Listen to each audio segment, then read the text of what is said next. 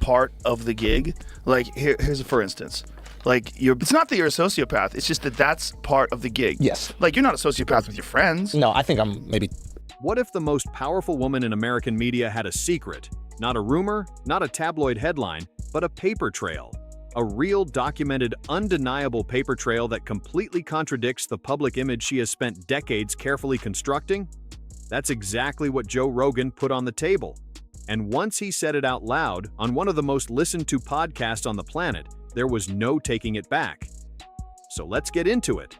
Because this story involves a hidden letter, a stunning political flip, a friendship that suddenly went cold, and a man named Harvey Weinstein whose shadow won't seem to leave Oprah Winfrey's story no matter how hard she tries to step out of it.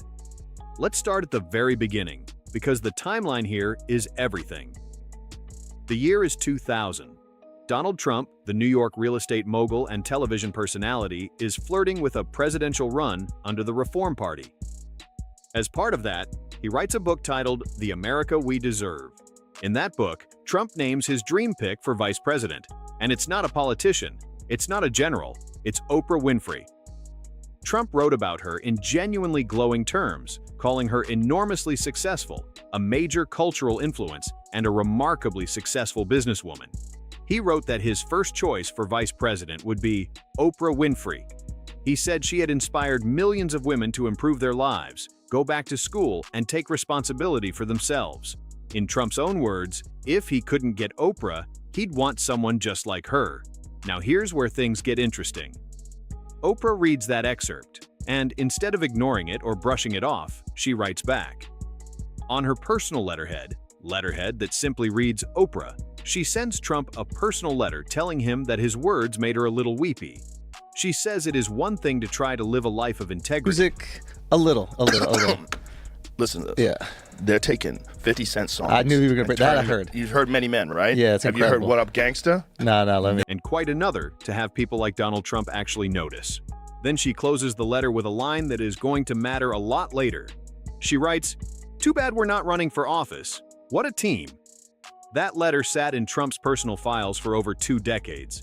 It never became public during Obama's presidency. It never surfaced during Trump's first campaign in 2016. It only came to light when Trump published a book called Letters to Trump in 2023. And when Oprah was asked about it on CBS Mornings, her response was almost casual. She said she was always someone who liked to write nice notes. She said she might have thought it back then, 23 years ago. And then she moved on, as if a personal letter on her own letterhead, enthusiastically endorsing a joint run for the White House. How much of this is like one prompt, or is there like a guy working with Jamie's the answer to that, because Jamie's done a bunch of them. Yeah, like how? It was just a polite thank you card, but the letter wasn't even the oldest piece of evidence. Go back even further, to 1988. Trump appears on the Oprah Winfrey Show, and the energy in that room is remarkable. Oprah isn't treating him like a threat to society. She isn't treating him like a man the country needs to be protected from. She is treating him like a celebrity king. She tells him, on camera, that when he walked into a high-profile New York concert, he received the loudest applause of any celebrity in the room. She describes the crowd standing up and roaring when he entered. She looks at him with genuine fascination and asks, "Why is that? What is this fascination?" In that same 1988 interview, Oprah nudges Trump toward the idea of running for president. Trump tells her he probably wouldn't do it, but he adds that if the country ever got bad enough, he wouldn't rule it out completely. So let that sit for a moment. In 1988, on Oprah's own stage, she is the one who is fascinated by his political potential.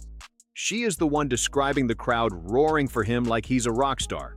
She is the one asking the question that would define American politics for the next 4 decades. And she is doing all of it with warmth, with admiration, with the unmistakable energy of someone who genuinely believes this man is something special.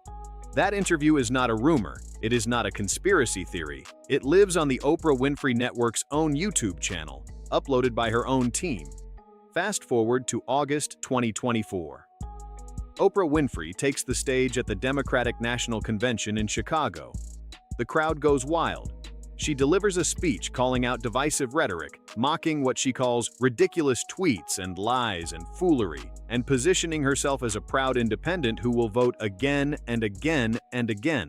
She speaks about income inequality, about racism and sexism, about standing up to life's bullies. Because Jamie's done a bunch of them.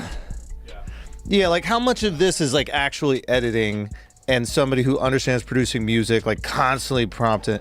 And Joe Rogan was watching, and Rogan was not impressed. On the Joe Rogan Experience, he brought up Oprah's DNC speech and immediately put it next to everything that had come before it. He pointed out that Oprah had once openly talked about running alongside Trump.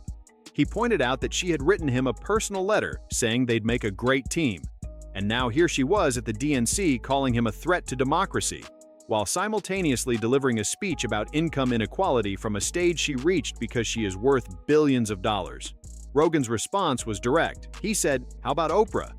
Oprah was talking about her and Trump running together, and now she's speaking to the DNC that he's a threat to democracy, and she's up there talking about income inequality like, "Hey lady, you're rich as hell. How is that equal?" It landed. Because the sequence Rogan was describing wasn't speculation, it was a documented timeline. 1988, Oprah calling Trump a folk hero on her own show. Heterosexual is a real problem in this day and age. Yeah, no, it's yeah, I think that like Manosphere, I think there's like Podcast Bros. Rogan verse, like Manosphere, like, and I think that this is kind of a new era. 1999, Trump telling Larry King that Oprah would be his top VP pick. 2000, Oprah writing "What a team" in a private letter. And then 2024, Oprah at the DNC framing him as the greatest threat to American democracy. The inconsistency wasn't subtle. It was a canyon, but Rogan didn't stop there, because in October 2024, he sat down with Donald Trump himself for a nearly 3-hour conversation on the Joe Rogan Experience. And one of the very first threads they pulled was exactly this: the celebrities who had once loved Trump and then disappeared. Rogan brought up the pattern himself. He mentioned how Trump was once welcomed on The View as a friend. He talked about how the people who once celebrated Trump seemed to turn on him the moment he became politically inconvenient. And then the conversation came around to Oprah. Trump had already written about it in his book. He wrote that once he announced his presidential run, Oprah never spoke to him again. No phone call, no explanation, no conversation. Just silence. From the same woman who had told him in writing that they would make a great team in the White House. Rogan's point in that 3-hour interview wasn't simply that Oprah changed her mind about Trump. People are allowed to change their minds. His point was that the change was never honest. It was never explained. It was repackaged as moral awakening when the documented record showed this. Yeah. Because it's an interesting thing to come from a guy like yourself. Like, why are you doing that? I'm slightly sad about it, actually. But well, if you're sad about it, why are you doing it? It was something far more calculated than that. The warmth was real when Trump was a celebrity. The silence was strategic when he became a politician. And the attacks came only when it was culturally safe and publicly rewarded to deliver them. And then there is the part of Oprah's story that goes far beyond politics. Because the gap between her public image and her private reality doesn't begin and end with Donald Trump.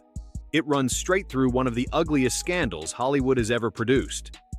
Harvey Weinstein was one of the most powerful men in the entertainment industry for decades. He was also a serial predator who used his influence and his connections to abuse women throughout his career. When the scandal broke in 2017, the industry scrambled to distance itself.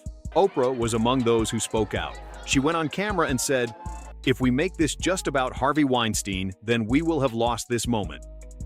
It sounded like she was trying to expand the conversation, like she was trying to shift the focus toward the bigger systemic problem of abuse in Hollywood rather than one single man. But here is what that statement conveniently avoided. Weinstein was not a distant acquaintance of Oprah's.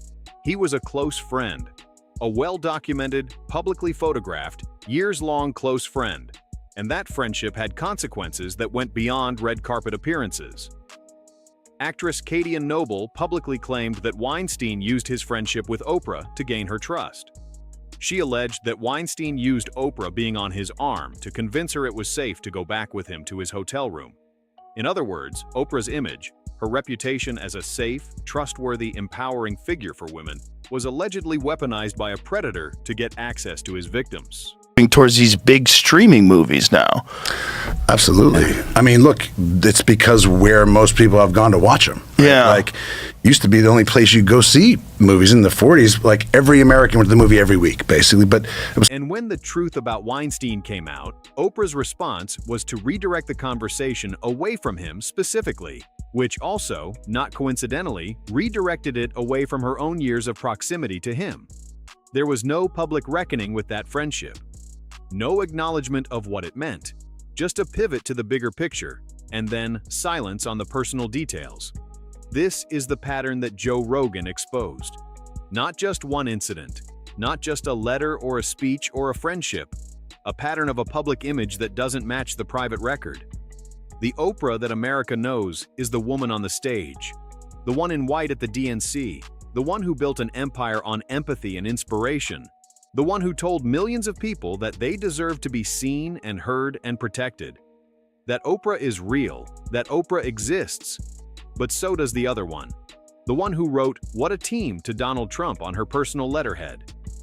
The one who called him a folk hero in 1988 and then never publicly acknowledged that history when she attacked him in 2024. The one who maintained a close, documented, publicly visible friendship with Harvey Weinstein for years, and then tried to make his scandal about something bigger than him the moment his crimes became impossible to ignore. Joe Rogan didn't manufacture any of that. The 1988 interview is on Oprah's own YouTube channel. The 2000 letter was confirmed by Oprah herself on CBS Mornings. The Weinstein friendship is documented in years of photographs and interviews.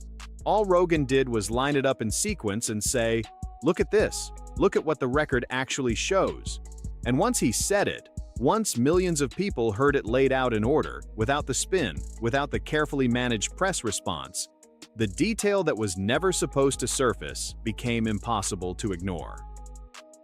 The one detail about Oprah Winfrey that shouldn't exist isn't just a letter. It's everything that letter represents. The proof that the woman America trusted as its moral compass had a completely different story running underneath the public one the whole time. And now that story is out, and there is no putting it back.